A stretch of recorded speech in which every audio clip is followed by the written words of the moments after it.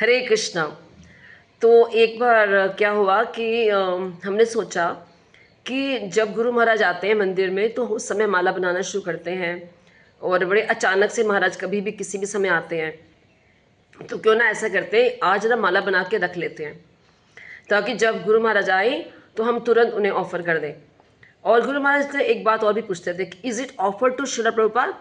तो इसलिए हम वो माला को प्रभुपाद को भी ऑफर करा के रख देते थे, या महाराज जहाँ प्रभुपाद जी के चरणों से लगा कर देते थे।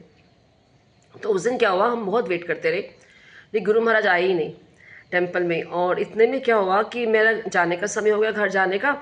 तो मैं देखा मेरे प्रभु जी आए हैं मंदिर में, भाग भाग के आ रहे हैं और प्रभुपाद जी को प्रणाम करके और निकल रहे हैं वहाँ से।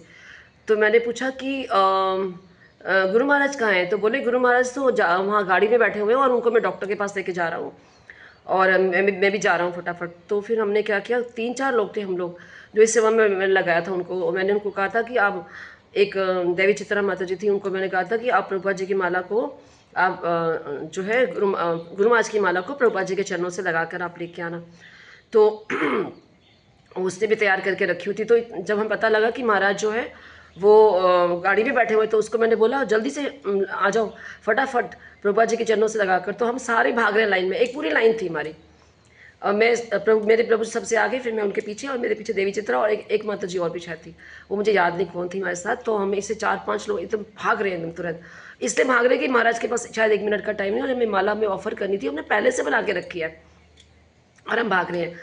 और दरवाज़ा खुलता है गेट नंबर 2 का, और मेरे प्रभु जी बाहर निकलते हैं एकदम भागते हैं, और दरवाज़ा खोलते हैं गाड़ी का और गाड़ी में बैठ जाते हैं, और मैं पीछे हूँ अभी, और एकदम से गाड़ी चल पड़ती है।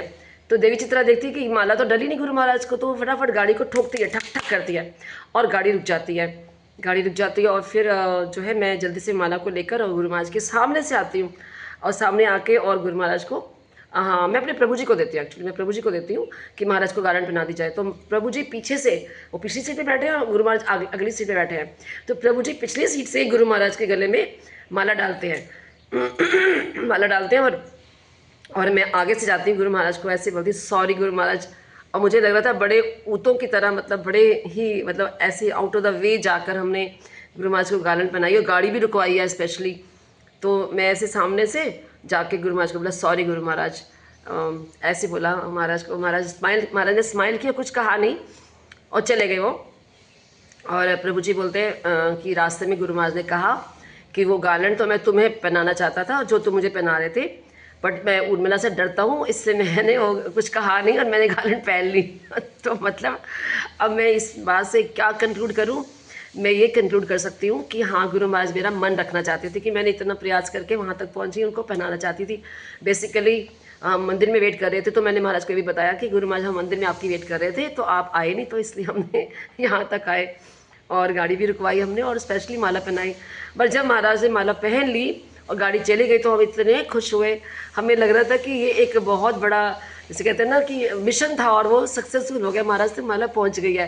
क्योंकि हम सुबह से लगे हुए थे कि महाराज कब आएंगे, और अल्टीमेटली वहाँ हमने गाड़ी रुकवा कर वो उनको गारंट बनाई।